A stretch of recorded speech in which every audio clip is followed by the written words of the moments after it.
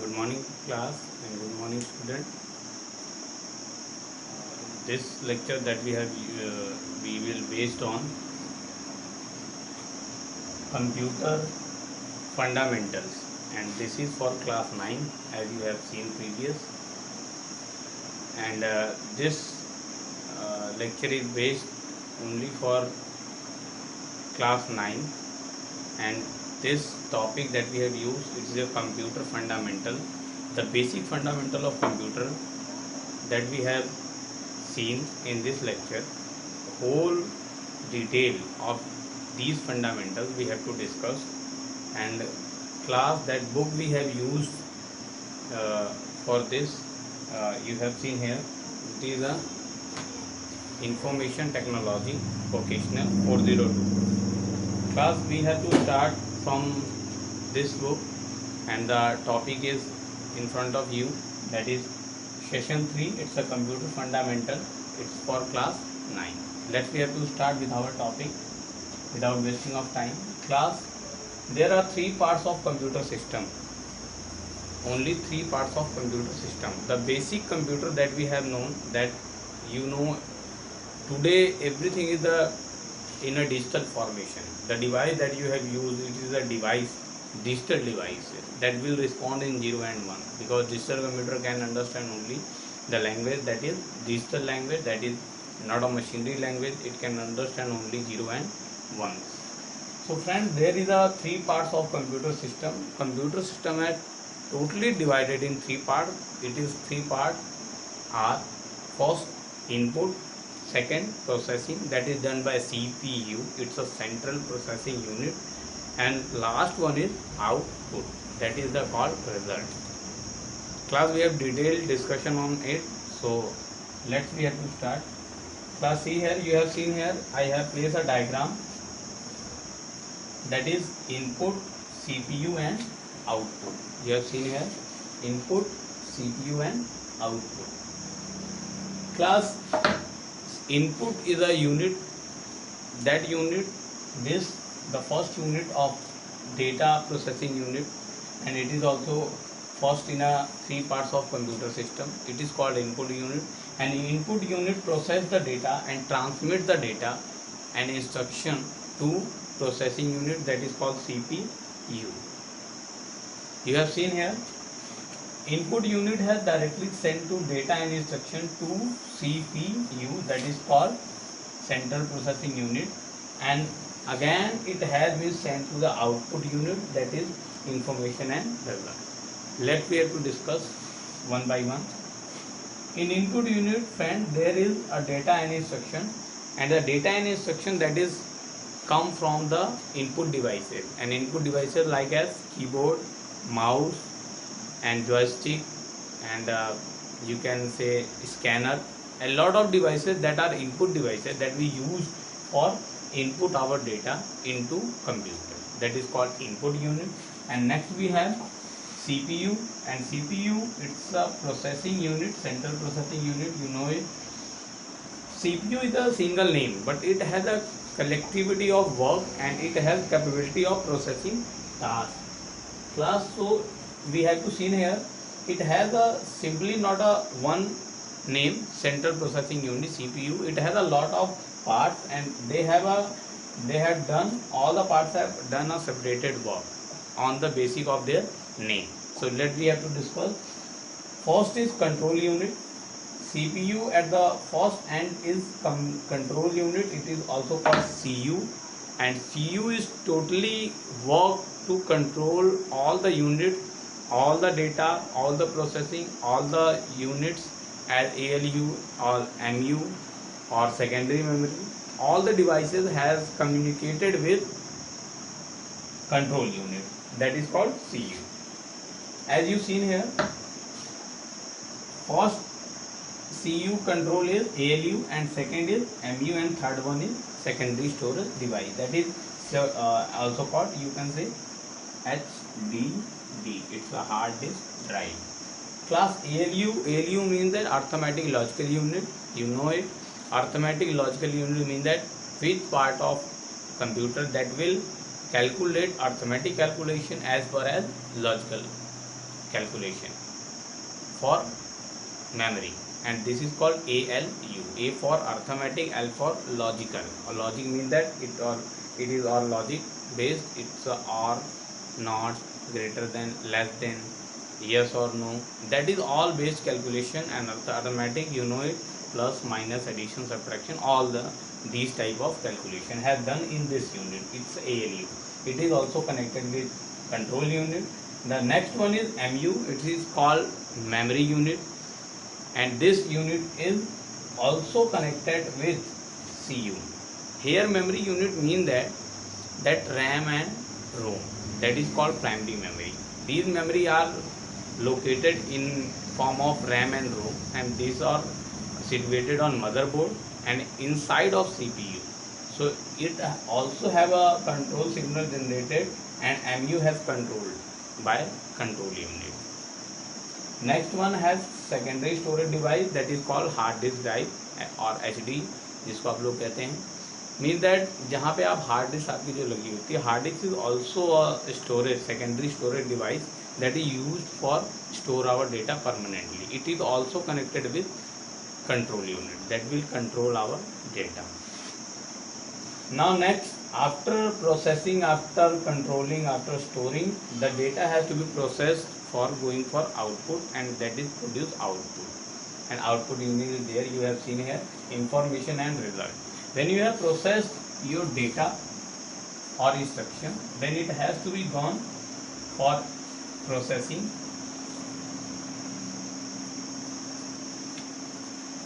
After processing, it has provided us some result or information. We can generally say input, take input or information or data, rough data. Processing is done on the behalf of our data as we want, and after that we will get the result. Now you have seen here, there are two types of memory. We have divided the memory, that is called, you have seen here, it's a control unit and MU unit. Memory unit is divided in two parts, that is the types of memory. Because memory that we have used, it's generally we can say in two types. It is internal memory and external memory. Internal memory student जो internally attach होती है, और external memory जो हम उसे plug and play कर सकते हैं. Mean that your hard disk drive, your pen drive, your SD card and CD is all are come in the category of external memory. We have to detail discuss about external and internal memory. Firstly, we have to discuss about the unit of memory. Before going on detail, we must have to know about the unit of memory. The memory that we have read all the time, that is internal, external memory. These are measured in some formation, and these formation is called unit of memory. The first smallest bit of memory is called nimble.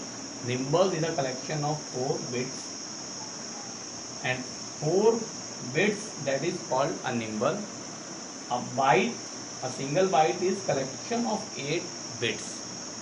You have to again understand it. Nimble is a collection of 4 bits.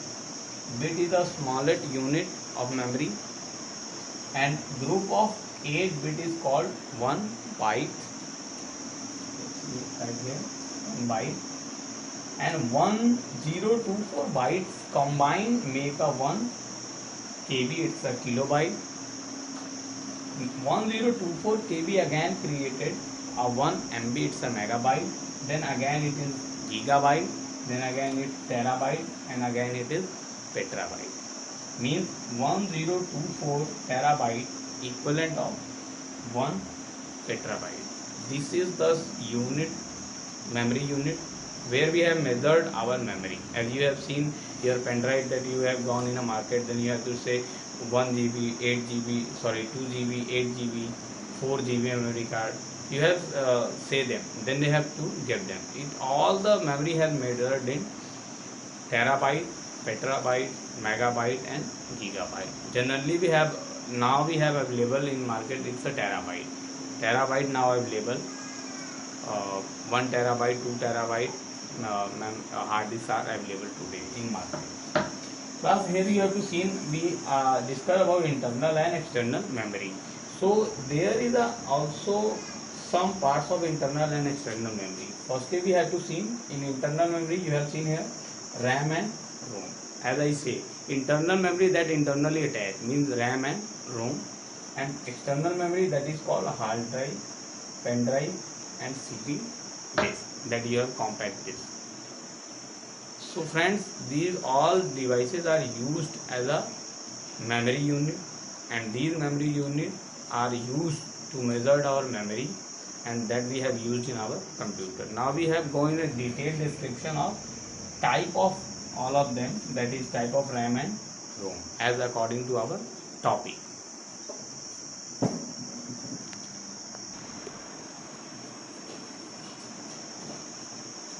Class, next we have to discuss our second topic, that is the type of RAM. See here you have seen types of memory. It is the internal memory, and we have RAM and ROM. Now we have discussed about the types of RAM.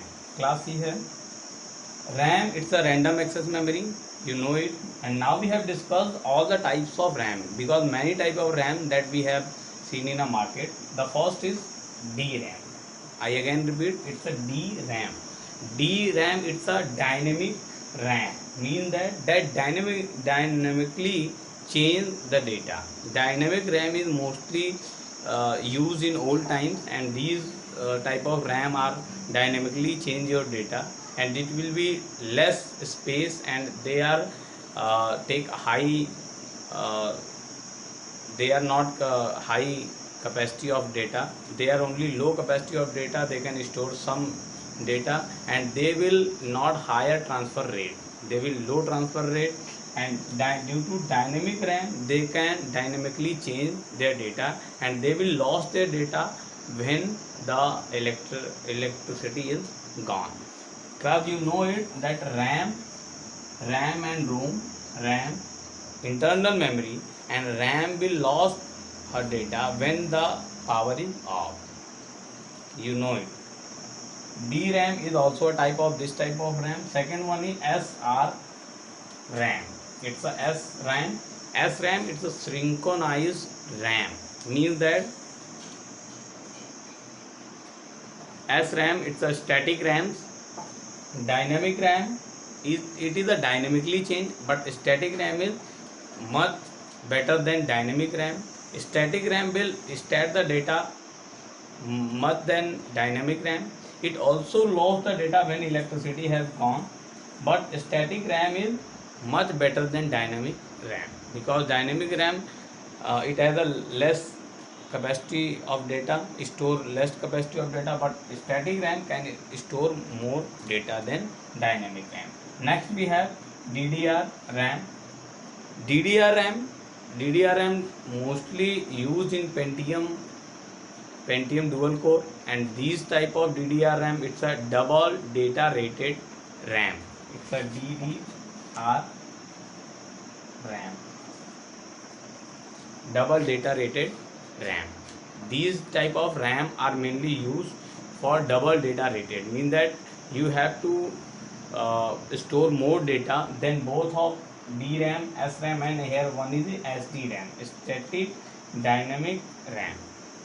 And SDRAM is much better than SRAM, and DDRAM is much better than all of them, because it is a advanced that used in Pentium dual core system, and it store much data, all of them, and it will be stored data according to the capacity of as DDR RAM. Next we have on next, it's a SDRAM class. It's a synchronized data random access memory that will be store data according to the sync formation. Sync means that it will be sync the data, sync the interface. Interface means that the interface that you have seen, it has been sync them, store them for the previous use. So it has much better than dynamic RAM and SRAM, static RAM. It is a combination of static RAM, so it is called SDRAM, synchronized data random access memory. It is much better than both of them, but not much better than DDR4 RAM or DDR2 RAM, because it is much costly and much expensive but low data rate. Now next, after type of RAM, we have come on type of ROM. ROM, you know it, read only memory, where we can read only the data, that is called read only memory. Read only memory has totally manufactured by the company, by the programmer, and it has one time it has generated, one time it has made, and all time your computer that there is attached in motherboard, it has all time take data, and it will be start our computer. The instruction that has mounted on ROM, it has been permanently stored, they cannot be deleted, even the electricity has lost, like a permanent storage device. Class, we have to discuss one by one then. It's a PROM, it's a programmable read only memory. Class, mean that PROM, it's a P means programming, means these type of ROM, it is one time program, they are programmed one time and they can be accessed in more time. Mean one time programmer have programmed them and stored them. These ROM are stored near RAM, and they are all the instruction are given how computer will be start and how boot sector will boot the data and how it will be start your computer. So it is first type, it is PROM, it's a programmable read only memory. Next one is EPROM, it is a electronically programmable read only memory. I repeated, electronically programmable read only memory means that ROM that is electronically programmable, means that if you in PROM you cannot program again, but electronic programmable, here you can, by the help of electricity, it is done by scientist and programmer, and it one time they can erase and program on them electronically, not digitally, not any other method, electronically. That is possible only and only in EPROM. Now next class, that is electronically erasable programmable read only memory. Electronic erasable means that electronically they are erasable and programmable read only memory. By help of electronic we can read them. Sorry student. Electronically erasable means that we can, by the help of electronic signals, we can erase them many times and we can program them many times. Means these type of ROM are used by those person and those scientists, those are need to many time erase their data and many time they have to write new data. So it is called electronically erasable programmable read only memory. Last we have mask ROM. Class, mask ROM is mean that mainly mask ROM is that ROM where you have to see that it has mask, as the name mask, it has been generated by the manufacturer company. When manufacturer company has generated this type of ROM, then it has write down the particular name of his company on chip, so that you can when you have a erase or we can break them, then all the data has lost it, and it has created for the sustainable development of companies. Means some companies are want that they have only want you can say their copyright on that particular devices, so that they mentions in they mention their factory manufacturer name or any symbol and program all the this type of ROM. As Intel, sometime Intel has create this type of ROM, so Intel has write its name, and where it write its name, all the coding and all the circuits have created in between of them, that is called mask ROM. Class, next, that another type of memory that we have, As we discussed, an internal and external memory, RAM and ROM, we have see a lot of types of them. But another memory that is work in your computer as a, you can say, as a cache memory. It is called a cache memory. It is also a memory that we use in our computer. What is the meaning of it? Cache memory is mainly as a name cache. It is derived by the name of pronouns as a cache. It is a cache, as we can say, take cash someone, so it will be increase in our liquidity, so we can purchase anything, and it is called cache memory. And this type of memory, it used to improve the overall computer speed, because RAM are also increase our speed of our computer, but cache memory is give additional space to us.